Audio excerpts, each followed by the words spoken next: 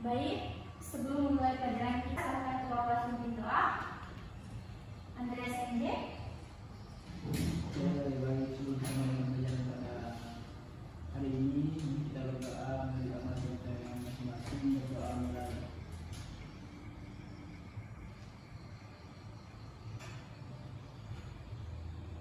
Berdoa selesai. Baik. Pada minggu ini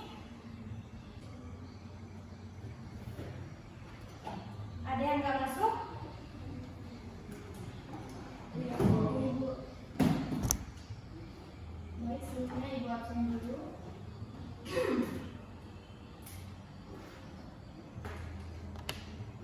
Angel, ada ibu Eva, ada ibu Gedi, Hadir Bu.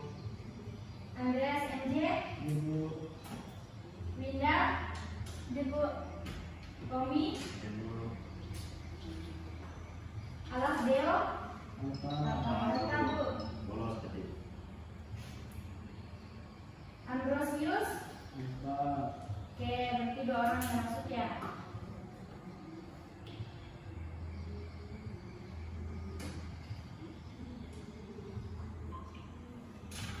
Bahas tentang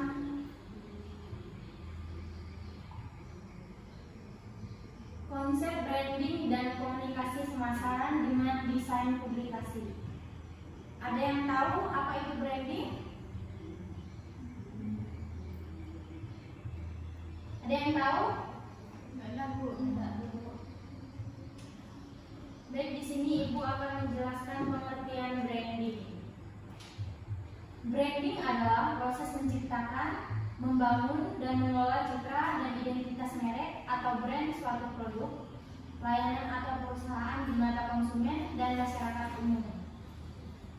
Tujuan utama dari branding adalah membedakan suatu produk atau perusahaan dari pesaing dan membangun persepsi positif serta hubungan emosional dengan target pasar.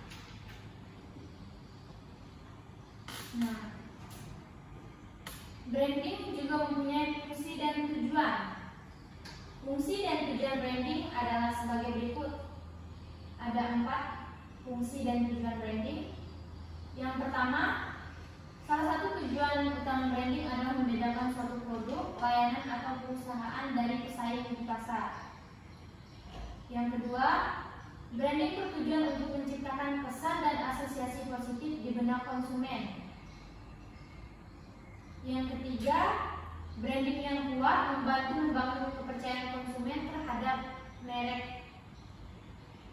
Yang keempat, salah satu fungsi penting branding adalah meningkatkan nilai merek. Merek yang dikenal, diingat dan dihargai oleh konsumen cenderung memiliki nilai ekonomi yang lebih tinggi. Nah, itu tadi fungsi dan tujuan dari branding. Ada yang tahu unsur-unsur dari branding? Apa yang ada di dalam branding?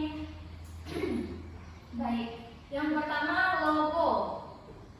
Logo adalah representasi visual merek yang paling terkenal. Ini adalah simbol atau gambar yang unik dan mudah dikenali yang digunakan untuk mengidentifikasi produk, layanan atau perusahaan. Yang kedua, nama merek. Nama merek adalah kata atau frase yang digunakan untuk mengidentifikasi dan membedakan merek dari yang lain. Kemudian ada slogan. Slogan adalah frasa singkat dan mudah diingat yang digunakan untuk menyampaikan pesan kunci merek. Yang keempat ada identitas visual. Identitas visual merek meliputi elemen desain grafis yang digunakan untuk mengkomunikasikan dan mempresentasikan merek secara visual. Yang kelima ada pesan merek. Pesan merek adalah narasi atau cerita yang digunakan untuk mengkomunikasikan nilai, manfaat, dan identitas merek kepada konsumen. Branding juga setelah mempunyai unsur, branding juga mempunyai jenis. Ada yang tahu jenis-jenis branding? Tidak mungkin. Jenis-jenis branding yang pertama itu branding produk. Branding produk fokus pada penciptaan, pengelolaan, dan pemasaran merek untuk produk individu. Yang kedua, branding perusahaan. Branding perusahaan melibatkan penciptaan dan pengelolaan identitas merek untuk seluruh perusahaan. Yang ketiga, branding layanan. Branding layanan berkaitan dengan penciptaan dan pengelolaan identitas merek untuk layanan yang ditawarkan oleh perusahaan. Yang keempat, personal branding. Personal branding melibatkan pengelolaan dan membangun citra merek pribadi untuk individu, seperti selebriti, influencer, atau profesional. Yang kelima, CEO branding. CEO branding terjadi ketika dua merek atau lebih bekerja sama untuk menciptakan produk atau layanan baru dengan menggabungkan identitas dan kekuatan merek mereka. Ada pertanyaan untuk jenis-jenis branding? Selanjutnya ada tingkatan branding. Ada yang tahu tingkatan branding ada berapa? Tingkatan branding ada 3, yaitu branding produk atau layanan individual, yang kedua branding portofolio, yang ketiga branding perusahaan. Nah, kalau branding produk atau layanan individual ini adalah tingkatan dasar branding di mana merek diterapkan pada produk atau layanan individu. Sedangkan branding portofolio melibatkan manajemen merek untuk serangkaian produk atau layanan yang berkaitan yang ditawarkan oleh perusahaan. Yang ketiga, branding perusahaan ini adalah tingkatan yang lebih tinggi dari kedua tadi. Branding di mana merek perusahaan secara keseluruhan ditekankan. Branding perusahaan melibatkan penciptaan dan pengelolaan identitas merek yang mencerminkan nilai-nilai, misi dan visi perusahaan. Apa saja pemanfaatan branding? Nah, pemanfaatan branding yang efektif membantu meningkatkan kesadaran merek di antara target pasar dengan menciptakan identitas merek yang kuat, konsisten, terkenal. Perusahaan dapat membuat merek mereka dikenal oleh calon konsumen. Branding yang baik meningkatkan persepsi nilai produk atau layanan. Merek yang memiliki reputasi yang baik dihargai oleh konsumen cenderung dianggap memiliki kualitas yang tinggi, dapat diandalkan, dan memberikan manfaat yang diinginkan.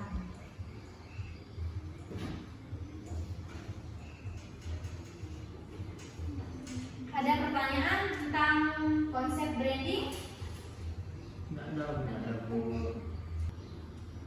Apakah ada pertanyaan tentang konsep branding? Saya mau nanya, Bu. Ya, silakan. Apa perbedaan antara branding produk dan branding perusahaan? Baik, untuk branding produk dan branding perusahaan tadi sudah dijelaskan pengertian branding dan sekarang perbedaannya ya. Perbedaan branding produk dan branding perusahaan. Branding produk adalah berfokus pada membangun citra dan identitas yang unik untuk produk atau layanan tertentu yang ditawarkan oleh perusahaan. Itu branding produk. Sedangkan branding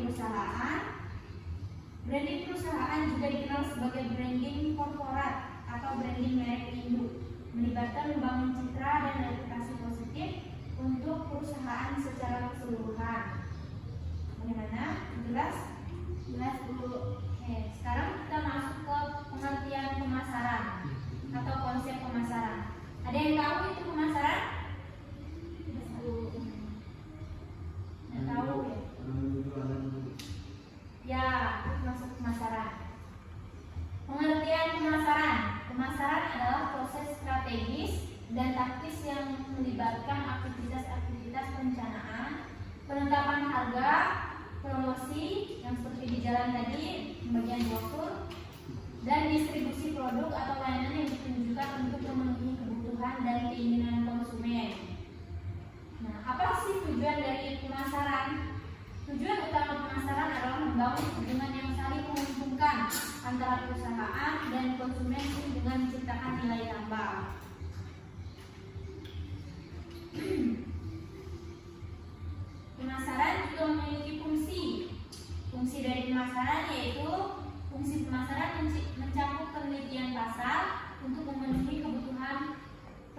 preferensi perilaku konsumen serta tren pasar. Fungsi pemasaran terlibat dalam pengembangan produk atau layanan yang memenuhi kebutuhan dan keinginan konsumen. Fungsi pemasaran mencakup promosi dan komunikasi merek, produk atau layanan kepada konsumen. Selanjutnya ada strategi pemasaran. Apa sih strategi pemasaran? Ada yang tahu? Tahu dulu. Strategi pemasaran adalah rencana yang ditetapkan oleh perusahaan untuk mencapai tujuan pemasaran mereka. Strategi ini melibatkan pengambilan keputusan tentang penargetan pasar, posisi merek, pengembangan produk, penetapan harga, promosi, dan distribusi.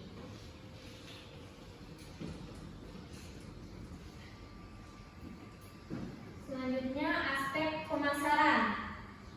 Aspek pemasaran itu ada 6. Yang pertama analisis pasar. Yang kedua penetapan tujuan pemasaran. Yang ketiga segmentasi pasar. Yang keempat penetapan target pasar. Yang kelima posisi merek. Yang keenam bauran pemasaran atau marketing mix. Jenis-jenis pemasaran. Jenis-jenis pemasaran ini ada 4. Yang pertama pemasaran langsung. Ada yang tahu pemasaran langsung itu seperti apa? Tidak tahu? Ya. Pemasaran langsung melibatkan komunikasi langsung antara perusahaan dan konsumen tanpa perantara. Berarti langsung atau disebut dengan direct marketing. Yang kedua pemasaran digital atau digital marketing. Pemasaran digital melibatkan penggunaan platform digital dan online untuk mempromosikan produk atau layanan. Yang ketiga pemasaran hubungan pelanggan atau relationship marketing. Pemasaran hubungan pelanggan bertujuan untuk membangun hubungan jangka panjang dengan pelanggan. Yang keempat pemasaran influencer atau influencer marketing. Pemasaran influencer melibatkan kerjasama dengan individu atau kelompok yang memiliki pengaruh besar di media sosial atau di industri tertentu, seperti selebriti, artis yang kita bilang, atau di dunia periklanan. Apakah ada pertanyaan tentang konsep pemasaran? Tidak. Ada pertanyaan?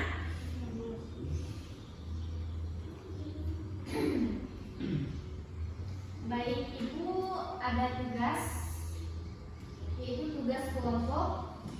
Kelompoknya mau Ibu bagi atau pilih sendiri? Ibu bagi. Kelompok 1 ada Winda, Tommy, dan Eva. Kelompok 2 Angel, Gedi, dan MJ. Nah, apa yang dibahas yaitu